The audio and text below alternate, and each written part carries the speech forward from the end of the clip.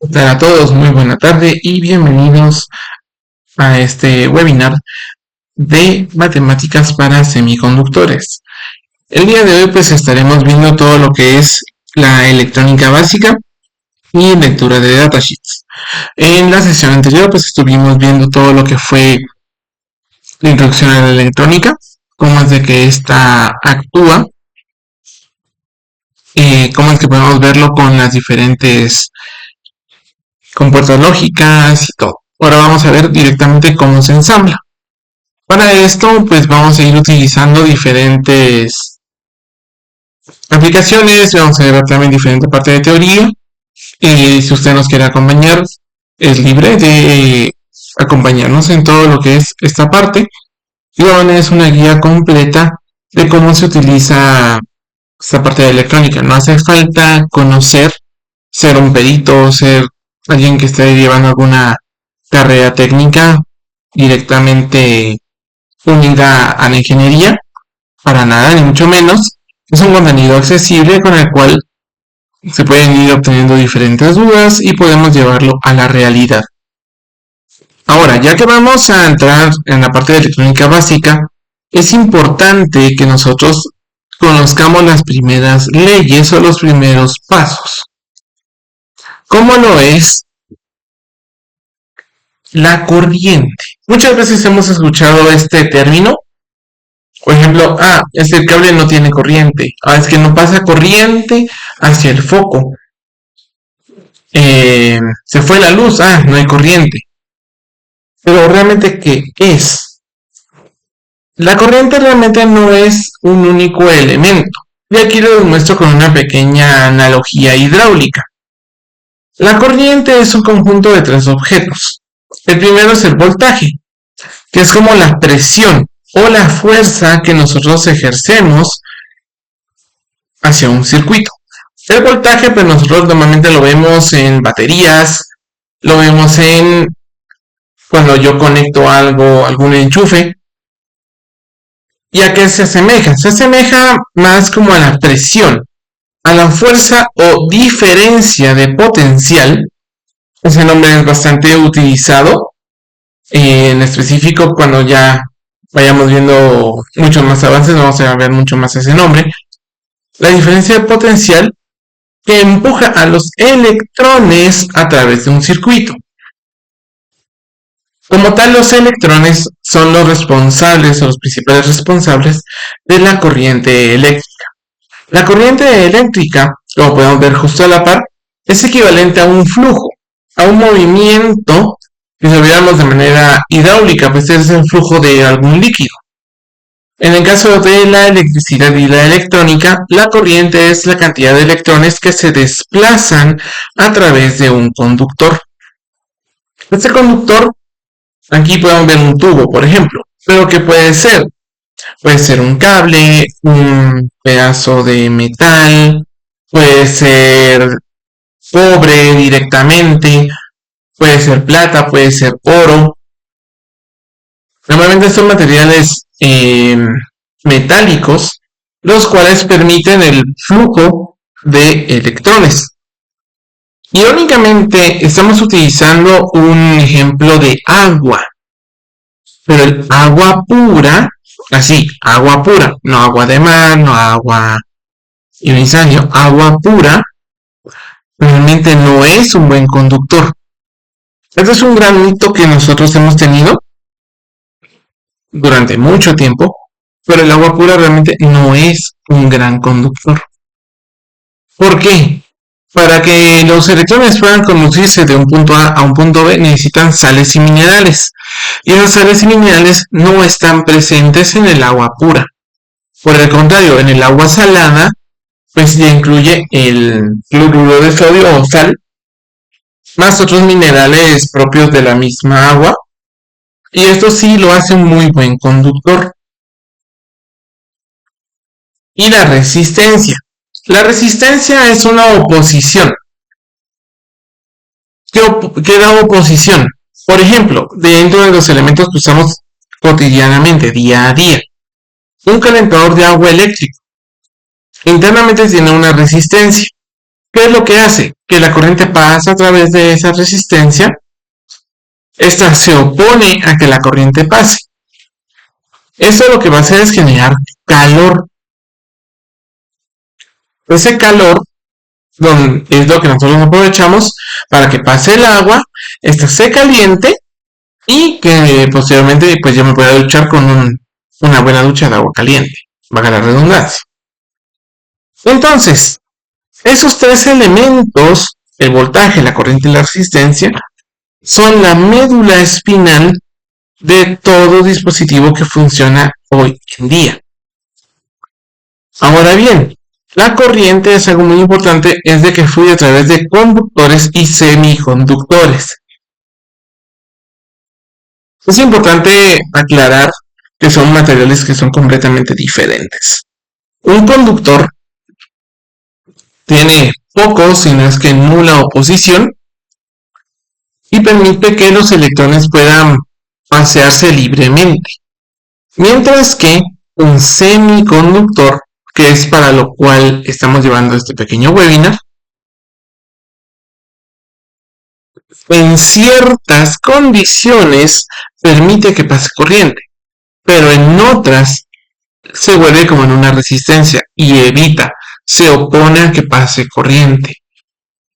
Un semiconductor va a depender de muchas condiciones externas para que quede claro en qué momento circula y en qué momento no circula corriente. Pero esto sería lo principal. Esta pequeña analogía tiene una ley en específico, una guía que nos va a ayudar a calcular todo lo que está detrás de estos circuitos. Y se le conoce como la ley de Ohm. Esta es la regla de oro de cualquier circuito, o que también se le conoce como la ley fundamental de la electricidad y de la electrónica. Este triángulo que pueden observar acá se conoce como el triángulo de Ohm. Es una manera gráfica de poder memorizar muy fácilmente cómo funciona la ley de Ohm. Para utilizarlo, lo que hacemos es ir tapando en el elemento que yo estoy buscando. Por ejemplo, si quiero calcular voltaje, tapo la V y me queda la I de la corriente y la R de la resistencia en línea recta, como que se estuvieran multiplicando. Si yo quisiera encontrar corriente, tapo la I y me queda la V y la R, V arriba, como que se estuvieran dividiendo, voltaje dividido resistencia. Y para la resistencia, el caso es el mismo. Tapamos la R y me queda V dividido I, voltaje dividido corriente. Estas relaciones son relaciones básicas de multiplicación y división, pero que también nos va a ayudar a calcular para cualquier elemento. Algo que tenemos que tener claro. Para que un circuito funcione, tiene que circular por él una corriente eléctrica. Esa corriente va a depender directamente del voltaje con el cual estemos alimentando, que puede ser una batería, puede ser una batería de 9 voltios, una de 1.5, una de 3 voltios. Lo importante es que tenga esa batería. Además de ello, también esa resistencia, pues aquí lo vamos a ver en pequeños ejemplos, pero realmente ¿qué puede ser esa resistencia? Puede ser cualquier cosa. Es el mismo circuito con el cual estamos trabajando, puede ser un foco, puede ser un motor, puede ser un transistor, un capacitor, ya pueden ser diferentes elementos, los cuales cuando la corriente atraviesa por ellos se opone o se genera cierta oposición al paso de corriente.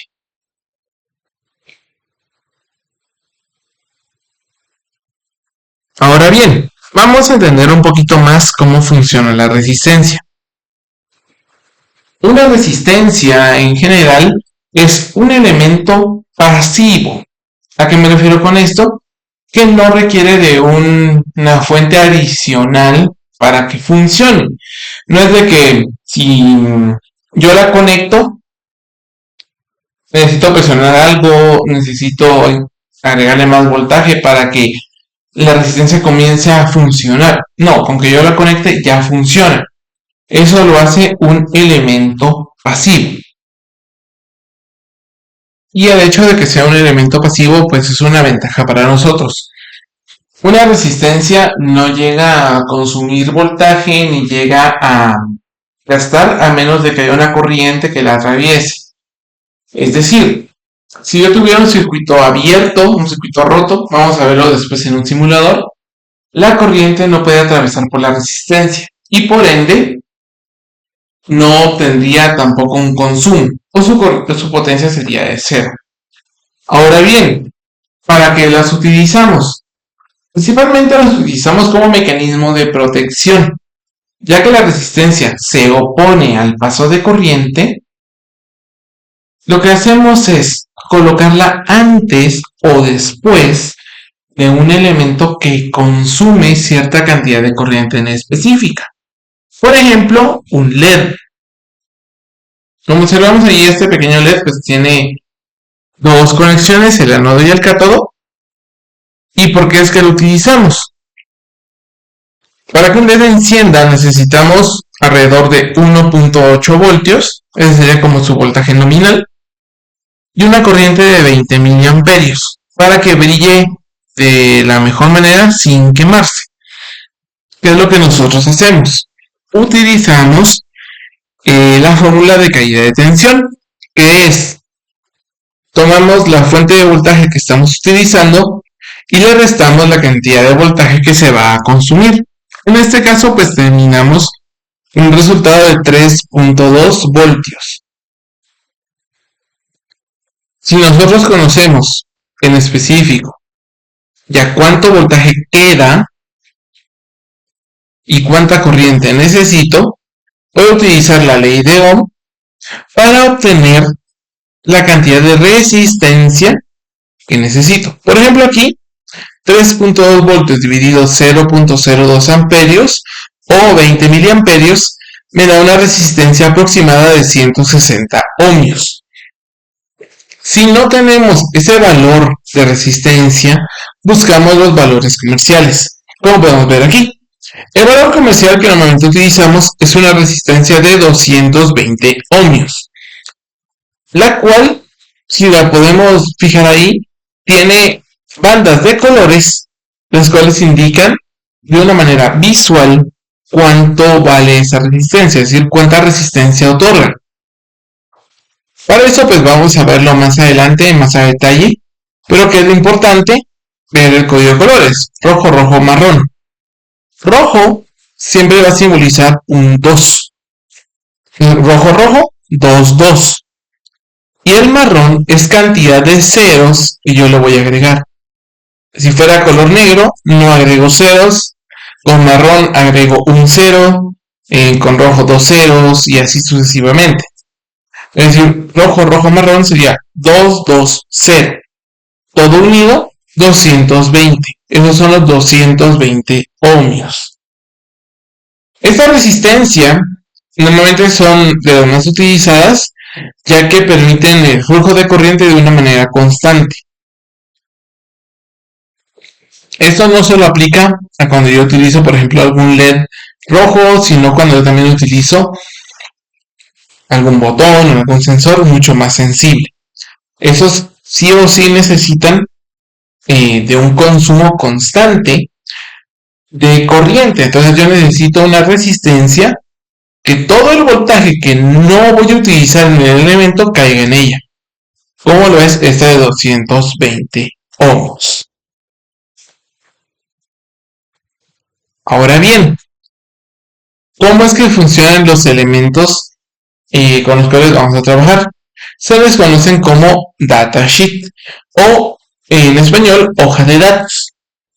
Una hoja de datos es la guía hecha por el fabricante y que nos brinda estos valores tan importantes. Por ejemplo, la descripción general que hace este chip. Por ejemplo, vamos a verlo con algunas compuertas que nosotros pues hemos visto en elementos pasados, en la clase pasada incluso. Vimos un poco acerca de las compuertas lógicas. Para ello nos vamos a ir a lo que es nuestro navegador y vamos a colocar aquí el nombre de la compuerta que queremos analizar. Por ejemplo, 7805.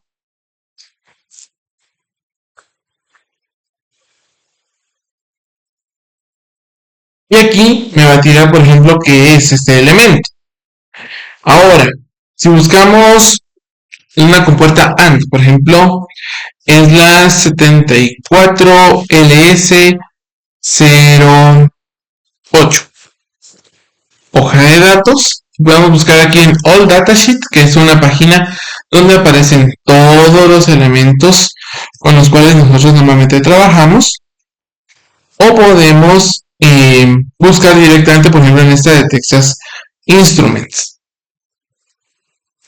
Ahora bien, este es la hoja de datos de una compuerta tipo AND. Si nos fijamos, aquí nos dice en la parte superior está el nombre. Dice que son cuádruple input, o sea que tiene 4 entradas y que son compuertas AND positivas. Y estas pues están de esta manera. Ese sería mi chip si yo lo viera desde arriba. Fijémonos en algo aprovechando. La numeración. La numeración de los diferentes chips siempre es la misma. Una vez nosotros ubicamos esa pequeña U, que sería el valor o el punto de inicio del chip, del lado izquierdo lo tomo como la patita número 1 y voy bajando, luego doy como vuelta en U y voy de abajo hacia arriba. Entonces que vemos que va de 1 a 7 hacia abajo y luego de 8 a 14 de abajo hacia arriba. Entonces les dijera el pin 11, ¿dónde está? Aquí está, más fácil que lo podamos ver. Podemos trazar directamente que sería el pin 4Y. Ahora, ¿cómo es que funciona? Esos chips tienen su propia manera de conectarse. Pero aquí nos da también una guía de cómo es que funciona. Aquí dice inputs y output. Input tenemos A y B y output es la Y. Y nos dice, si A y B ambos están en H, es decir, en high o en 1, su salida será high, o sea, 1 también. Pero fijémonos en algo, con que A tenga un low o 0, en B ya no me importa en valor, por eso aparece una X. Porque ya no me interesa si es high o low, no influye en nada. Con que A sea low, mi respuesta será low. Igual con B, si B es 0, no importa que A sea 1 o 0, mi respuesta también siempre va a ser 0. Y aquí lo podemos ver un poco más desglosado. Tenemos un total de 4 compuertas. Cada compuerta tiene su entrada A y su entrada B. Y tiene su salida, que sería la Y. Entonces, fijemos que la primera compuerta tiene una entrada en el pin número 1, una entrada en el pin número 2 y su salida es en el 3. Eso lo observamos también aquí. Sería 1A, 1B, 1Y. Esa sería la primera compuerta. Y así con cada una. El diagrama se repetiría para cada compuerta que nosotros estemos viendo.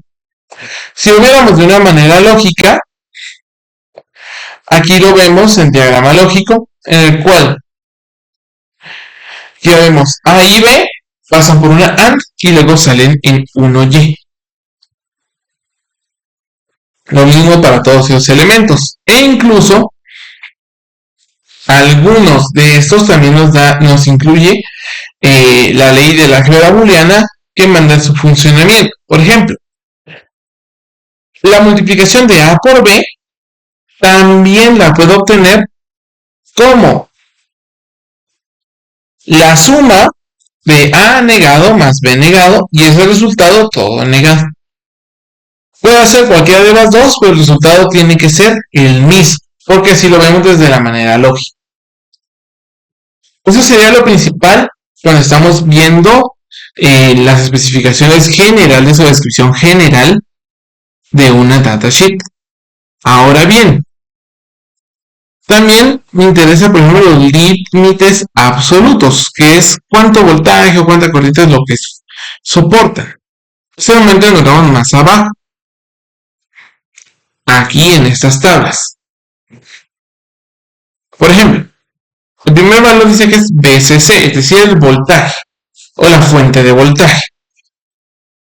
Su mínimo debe de ser de 4.5 voltios. Es decir, si yo lo alimento con 4 no va a encender. El voltaje con el cual trabaja normalmente es de 5 voltios y lo máximo que soporta es de 5.5. Ahora, fíjense que aquí aparecen dos, el SN5408 y el SN7408. El 5408 es lo mismo, pero con encapsulado diferente. El que más vamos a utilizar es el 74. Entonces, aquí tenemos un voltaje mínimo de 4.75, un nominal de 5 y un máximo de 5.75. Si estoy por debajo del mínimo, la compuerta no enciende. Si estoy por encima del máximo, se va a quemar. Y esto sería como lo principal al momento de trabajar. Ahora, fijémonos en algo. El V y IL, que vamos a decir, o el High Level Input Voltage, o el voltaje de entrada para un 1, el mínimo es de 2 voltios. Es decir, a partir de que yo le conecto 2 voltios, ya lo puede entender como un 1. Y en el Low Level sería con máximo de 0.8. Si paso de 0.8 a 1 voltio, no lo toma ni como 1 ni como 0, lo toma como ruido y la compuerta puede llegar a fallar. Entonces yo necesito, si es un 1, que sea por arriba de 2, y si es un 0, que sea por abajo, de 0.8. Esto lo que va a hacer es que mi converter funcione de la mejor manera y que no se llegue a quemar tan fácilmente. También aquí vemos algunas condiciones, por ejemplo, el voltaje cuando alcanza la corriente máxima, por ejemplo de 12 miliamperios. Ahí me dice que el máximo de voltaje que soporta es de menos 1.5 en ambos casos. También, por ejemplo, podemos encontrar valores que van a depender de con cuánto voltaje yo esté alimentando. Por ejemplo, la corriente de salida cuando sea un 1 puede ser de 40 microamperios, o sea, 0.00004 amperios, o de menos 1.6 miliamperios. Eso ya va a depender de en qué etapa yo me encuentro utilizando la compuerta. También aquí no siempre se nos muestran los niveles lógicos o TTL de cómo funciona la compuerta lógica y el pinout, que eso fue también lo primero que vimos, cómo es de que los pines nosotros los utilizamos. Por ejemplo, el pinout, pues lo vemos aquí en la parte superior. Luego este sería el diagrama interno. No hace falta como memorizarlo ni nada. Lo que sí me interesa después de ver todas las especificaciones es conocer, por ejemplo, en qué paquete viene, a cuánta temperatura es óptimo trabajarlo. Y por ejemplo, aquí Texas Instruments nos brinda diferentes elementos. También nos da valores como por ejemplo cómo es que se fabrica el chip, el tamaño del chip, cómo es de que nosotros los encontramos, cómo los empacan incluso. Y el pinout aquí está cómo se ve en diagrama. Entonces, por ejemplo, si nosotros quisiéramos hacer nuestro propio chip, esto sería lo principal o toda la ciencia que está detrás. Necesito no solo venir y saber utilizarlo, sino también saber diagramarlo. y poder llevarlo de nuestra idea a algo físico, que nos muestre directamente cómo se hacen las conexiones, cómo es de que se va a realizar esta operación lógica. Por ejemplo, aquí vemos lo que sería un chip de Texas Instruments y cómo es de que pues, se ve con sus 12 patitas y cómo se lee cada una de ellas. Entonces, eso sería lo principal al momento de ver una datasheet. No quedarnos solo con, ya me dio los valores y ya estuvo. Sino también tengo que conocer cómo es que funciona, para qué funciona, de qué manera yo lo puedo utilizar. Ahora bien, vamos a continuar viendo más elementos de estos de lógica. Por ejemplo, la regla de la lógica en el TTL, lo que se había comentado. Cuando nosotros tenemos un voltaje menor a 0.8 voltios, mi chip entiende que es un 0. Por ejemplo, 0.5 voltios, 0.6, 0.7 lo entiende todavía como 0. Pero cuando supera los 2 voltios, ya lo entiende como un 1. Y la región indefinida, o también que se conoce como zona de alta impedancia, o la zona prohibida, como lo vemos aquí, es un valor intermedio entre 0.8 y 2 voltios. Ese voltaje no se detecta ni como un 1 ni como un 0. Entonces, no lo puedo utilizar de manera lógica, a menos de momento. Posteriormente, ya si se implementan lo que son computadoras cuánticas, ya será mucho más fácil trabajar con ello.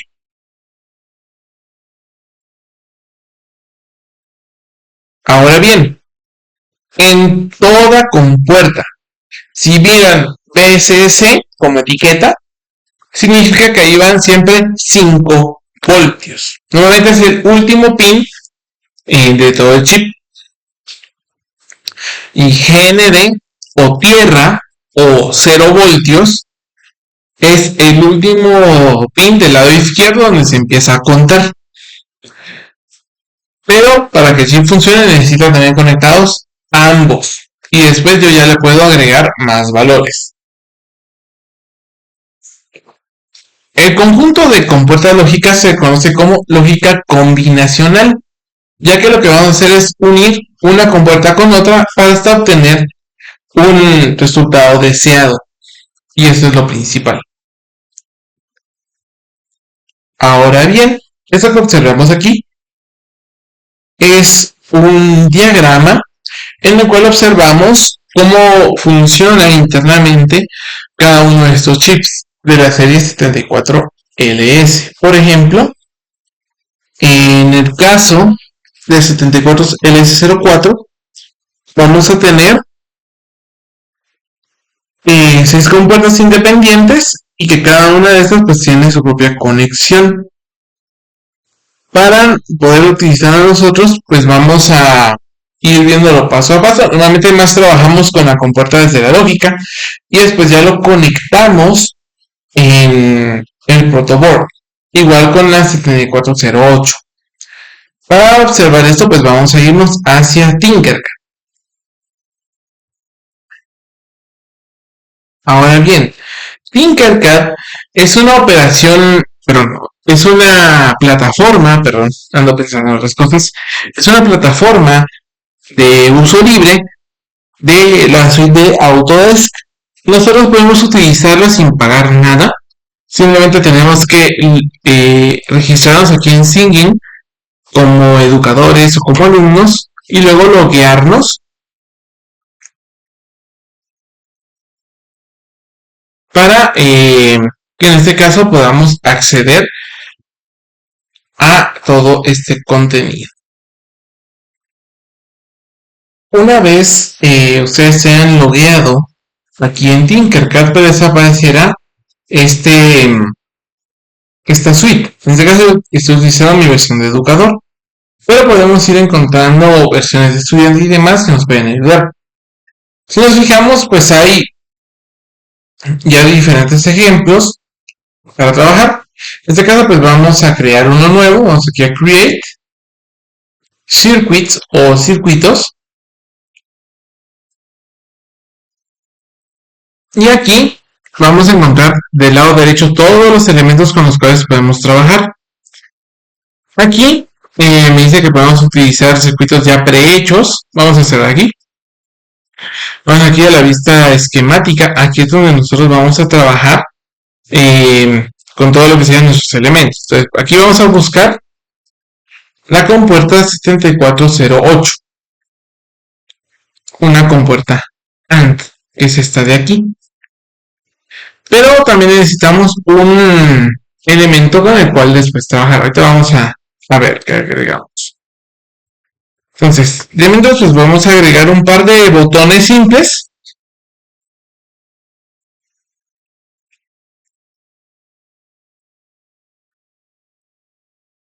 Y una batería.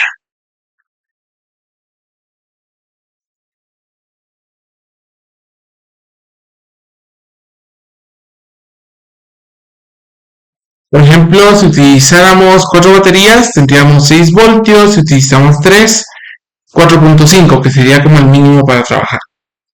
El positivo, vamos a conectarlo aquí al positivo.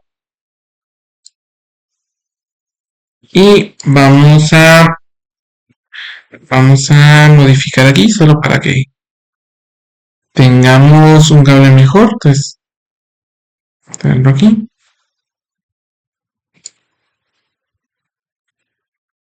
Veamos el positivo y el negativo.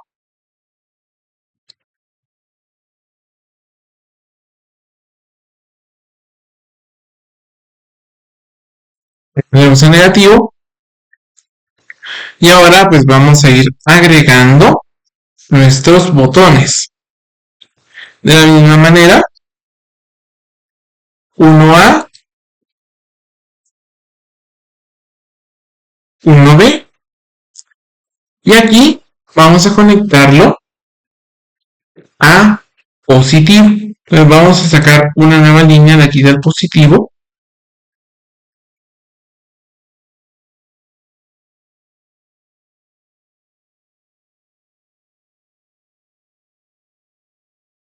Y también acá.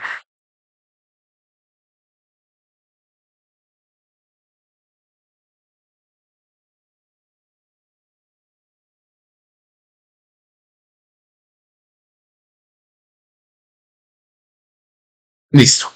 Tendríamos todos los positivos puestos. Y para el negativo, porque tiene que medir ese cero, vamos a colocar una resistencia. A estas resistencias que vamos a conectarle se conocen coloquialmente como resistencias de pull down o de tirar hacia abajo. Estas resistencias lo que buscan es asegurarse de que en el circuito pues siempre exista un cero. De igual manera pues las conectamos aquí.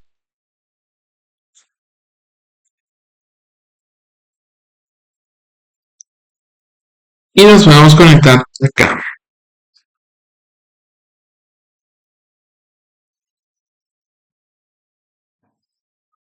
Y ahora sería, por ejemplo, un pequeño LED. Para que me sirva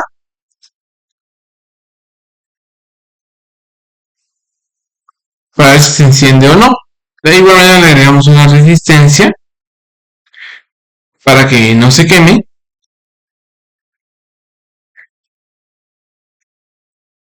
Y agregamos acá este pequeño LED. Vamos a ver entonces el funcionamiento.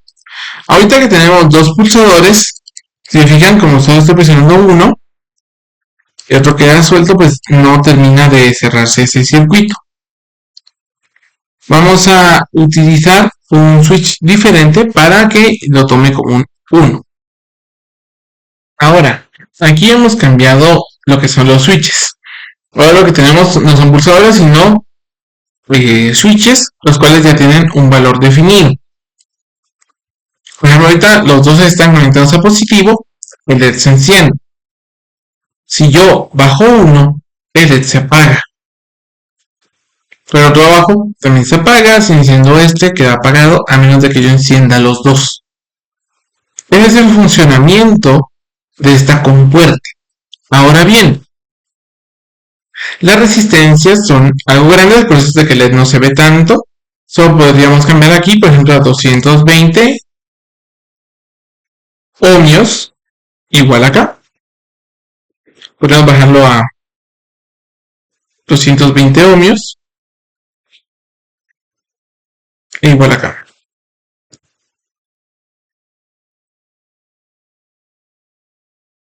Y aquí el LED pues ya prende de una mejor manera, de una intensidad más alta.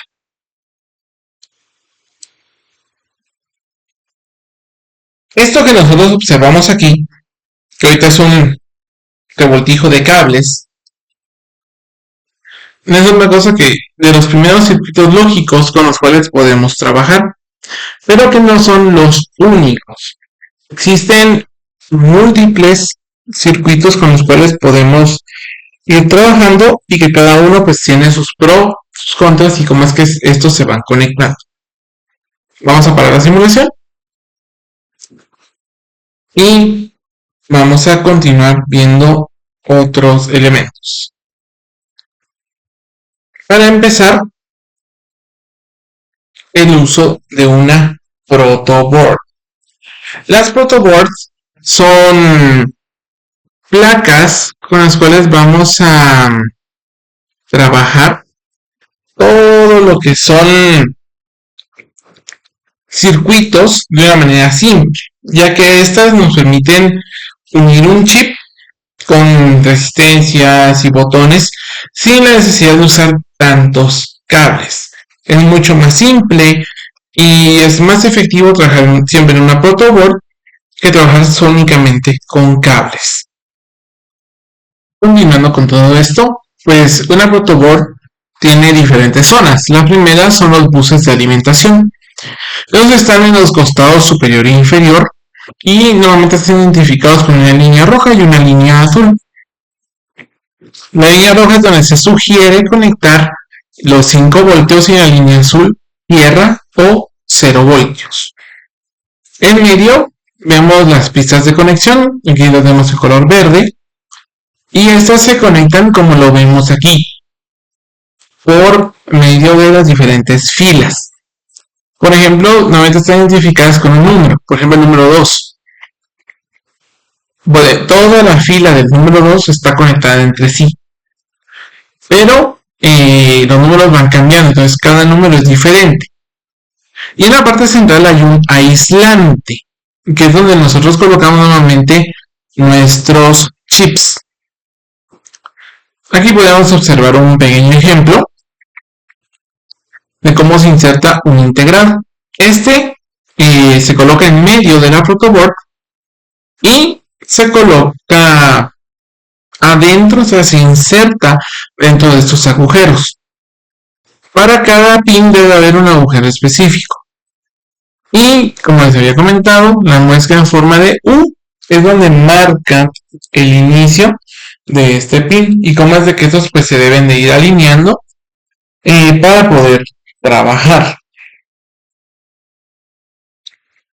Entonces vamos a ver este pequeño circuito y vamos a replicarlo un poco en Tinkercad para que podamos ver cómo se pasa desde el diseño esquemático hacia la realidad. Entonces pasemos hacia el protoboard. En este caso vamos a verlo desde aquí mismo Tinkercad. Aquí están todos los materiales que vamos a utilizar. La protoboard, la compuerta, los dos switches, la batería y las 3 resistencias. Pero al hacerlo aquí en el protoboard va a ser mucho más ordenado. Tomamos primero que nada nuestro chip y podemos ubicarlo aquí en medio. Vamos a colocarlo aquí en el pin número 10 para que quede ahí centrado. Y la alimentación, el positivo lo conectamos aquí a esta línea de positivo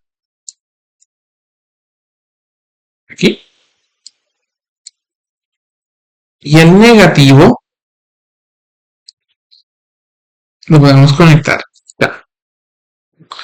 Estos cables que ahorita tenemos en color verde también los podemos cambiar de color. Por ejemplo, este que es de positivo que esté en color rojo y este que esté en color negro, ya que es el negativo. Y vamos a puentear, es decir, vamos a tomar un cable, por ejemplo, del negativo de la parte superior, bajamos y lo unimos al negativo de la parte inferior. Y lo mismo con el positivo. Tomamos el positivo de la parte superior y lo unimos con el positivo de la parte superior. Y le cambiamos el color a rojo. Ahí estamos. Con esto lo que estamos haciendo es asegurarnos de que el positivo llegue desde este punto, o sea, desde todo el carril superior al carril inferior y viceversa. Igual el negativo. Como ya tenemos eso, aquí tenemos el power o positivo, entonces de este pin número 10 lo conectamos al positivo. Pero aquí en ground o GND, otro cable de aquí a negativo. Estos serían los puntos principales de conexión. ¿Cómo va el resto de elementos? Bueno, para el LED vamos a rotarlo para que quede de esta manera. La patita más larga es el ánodo o el positivo. Podemos colocarlo por aquí o por este lado, no importa. Y a este pues va unido su resistencia. Fíjense que comparten el mismo número. Entonces, por ejemplo, aquí, voy a hacer un poquito de zoom. Toda la fila 4 está unida aquí, y aquí toda la fila 3. Este es el negativo del LED. Aquí conectamos con el negativo. Ahora, este es el positivo, ese sería a la salida, a la output 1. Conectamos de aquí hasta acá. Y podemos cambiar un color, por ejemplo, es de turquesa, para que se distinga. ¿Qué ocurre con los switches? Los dos switches podemos colocarlos aquí arriba, por ejemplo.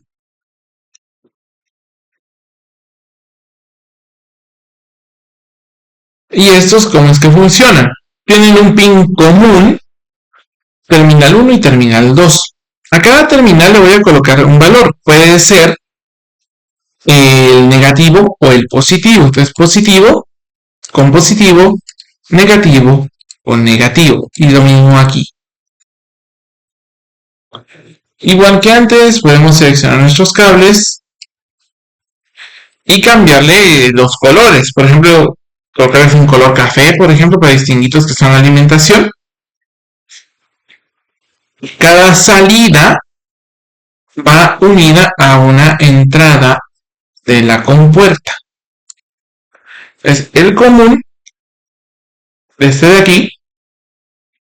Lo voy a conectar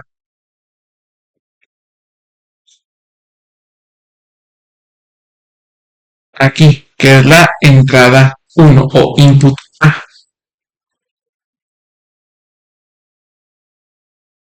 Voy a subir esto un poquito más acá para que así pues se distinga. En su defecto vamos a correr un poquito para acá. Ahí está, para que se vea mucho mejor. Y este vamos a pintarlo, ya que es la primera entrada, de un color diferente, por ejemplo gris. Y el siguiente común, este de aquí, vamos a conectarlo acá. Misma situación. Vamos a colocar aquí algunos dobleces. Y luego conectamos aquí. Ya después ya podemos adecuarlo para que visualmente se vea mejor. Y también, ¿por qué no?, cambiarle el color para que así se distinga, que sea en color morado, por ejemplo. Aquí vemos las dos entradas y una salida. ¿Cómo aseguramos de que aquí, si no recibe ningún valor, que siempre reciba un 0? Para eso sirve el cable que está aquí en la parte superior, este negativo. Ahora, tener un cable directo a negativo no es muy buena idea, porque si hubiera un cortocircuito, el corto pasa directo. Entonces, no tenemos protegida la compuerta. Normalmente estos cables que van a negativo se reemplazan por resistencias. Por resistencias que van directas a negativo. Entonces tendríamos esta conexión de los switches. Si nos fijamos, pues sería el 1 positivo, común, resistencia y resistencia negativa. Entonces, eso sería como lo principal, o el punto principal en el cual pues es necesario que lo tomemos en cuenta al momento de conectar. Entonces podemos darle aquí en iniciar simulación. Ahorita los dos están en 1, fíjense, están aquí conectados al café. Con que este lo vuelva a 0, el LED se apaga, igual acá. Esto que nosotros estamos observando es el circuito más básico al momento de estar trabajando con compuertas. Esas diferentes compuertas pueden variar dependiendo de con qué elementos nosotros queramos trabajar. Y la manera de comprobarlo sería con lo siguiente. Podemos irlo comprobando de esta manera. Por ejemplo, en el caso de la compuerta AND, que es la que estamos viendo, o la 74LS08, si no se presiona ningún botón, el LED está apagado.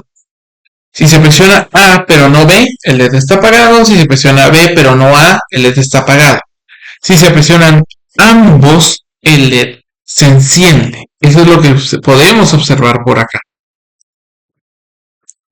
Hasta que yo no encienda ambos, el LED no se enciende. Y si no, siempre está apagado. En Tinkercad realmente podemos hacer infinidad de diferentes proyectos. Y lo que estamos haciendo es lo siguiente. Lo primero que nosotros vimos en las primeras sesiones fue un poco el lenguaje, que era lo que yo quiero hacer. De qué manera yo obtengo una salida dependiendo de sus entradas. Y en este caso las entradas pues ya tienen su propia manera de conectarse. Lo segundo, el mapa o esquemático, que es la parte intermedia, donde nosotros pues diseñamos y podemos ir uniendo diferentes elementos A, luego B, luego C. Y por último, en la protoboard, lo que vamos a observar ya es la realidad o directamente el circuito con el cual yo quiera trabajar.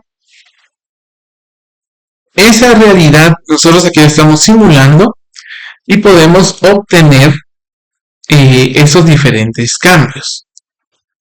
Ahora bien, hay un pequeño reto que quisiera lanzarles durante esta semana. Lo primero es que se creen, no importa que tengan o no el conocimiento, prueben de igual manera, creen ustedes sus propias cuentas en Tinkercad. Prueben ustedes el utilizar estas plataformas para utilizar estos circuitos, ya sea que usted sea docente o no, no hay ningún problema. Utilícelas para obtener un mayor conocimiento. Esto lo que nos va a permitir es que a posteriormente utilizar más compuertas y a la vez que utilizamos la lógica, aumentar y prepararnos más para diseñar diferentes semiconductores. No podemos correr sin antes caminar, entonces es importante ver esta parte del diseño. Además, dentro de este pequeño reto, quisiera que también utilizaran otras compuertas. Por ejemplo, una 7432, que es la compuerta OR, que recordamos la OR es una suma, y la 74 LS04, que esta última es la compuerta inversora. Convierte un 1 en un 0 y un 0 en un 1. Lo que yo quiero que realicen es a utilizar estas compuertas agregando o quitando elementos. Para eso pueden probar aquí en los diferentes simuladores. Tinkercad es gratuito, es de uso libre para todo aquel que lo necesite. De igual manera, si quisiéramos ver un poco más la parte de la lógica, el que les recomendaría poder trabajar es el siguiente simulador. Se le conoce como Falstad. Es un simulador open source y de uso libre. Bueno, vamos a borrar un poco lo que vemos por aquí. Y aquí también están las diferentes compuertas. Por ejemplo, la compuerta AND, la compuerta OR y, por ejemplo, aquí vemos por aparte la compuerta NOT. Yo lo que quisiera que ustedes probaran, experimentaran con este tipo de softwares. Por ejemplo, aquí podemos ver los conmutadores que son switches. Aquí lo vemos en un diagrama esquemático, como se le conoce. Mientras que aquí en Tinkercad vemos el circuito completo, cómo es de que este se ve, cómo es de que funciona, de qué manera yo lo puedo aplicar y cómo yo puedo trasladar mi diagrama esquemático a algo físico. Para ir ya finalizando esta pequeña sesión, lo primero, algunas conclusiones. Primero, ya vimos un poco lo que es la ley de Ohm, porque es que es necesario colocarle resistencias a un LED para que este no se queme. Lo segundo, lo más importante es comenzar a trabajar con las datasheets, como es el buscar cuánto es su voltaje, su tierra, cómo es que se conecta, cómo es de que nosotros lo podemos utilizar. Posteriormente, pues, lo ideal sería que ustedes trabajaran con estos chips y que también ustedes comiencen a conectarlos en un protoboard. Vamos a lo mismo, si no se sienten seguros, prueben en simuladores. El simulador no le va a pasar nada, no va a prenderse fuego la protoboard ni nada por el estilo. Y también que hoy buscamos materializar esta función lógica que habíamos visto que era la AND vista desde un chip. ¿Qué es lo que quiero que ustedes hagan? De primero, en Tinkercad sustituyan el chip de la 74LS08 por una 74LS32. Es lo primero, diseñamos un circuito con dos entradas y un LED de salida y prueben la tabla de verdad de esa compuerta. Recordemos de que la 74LS32, perdón, es una compuerta OR, con que al menos uno de los botones se encienda, la salida se tiene que encender. El simulador va a hacer lo mismo, aguanta todo, no se preocupe por es que ¿qué va a pasar? ¿Se va a quemar algo por el estilo? No. Pero sí procure utilizar todas las condiciones adecuadas, o sea, agregar las resistencias, agregar los switches y todo. Para que al momento de que funcione, no nos encontremos con ninguna sorpresa. Eso sería lo principal de esta sesión. Espero que les haya sido de ayuda. Y nuevamente, pues soy el ingeniero David Ventura. Y espero que en esta sesión 3 de electrónica básica y lectura de datasheets les haya sido de mucha utilidad. Con el equipo de Creabot seguimos trabajando por el conocimiento de usted. Recuerde que todos nuestros webinars son de manera gratuita y son para que usted los disfrute en el momento que más lo necesite. De igual manera, lo instamos a suscribirse a nuestros canales de Creabot y CreaTeacher, en los cuales siempre estamos subiendo contenido divulgación. Sin no tengo más que agregarles, les agradecemos por su tiempo, que tengan un excelente día y una excelente semana. Feliz día.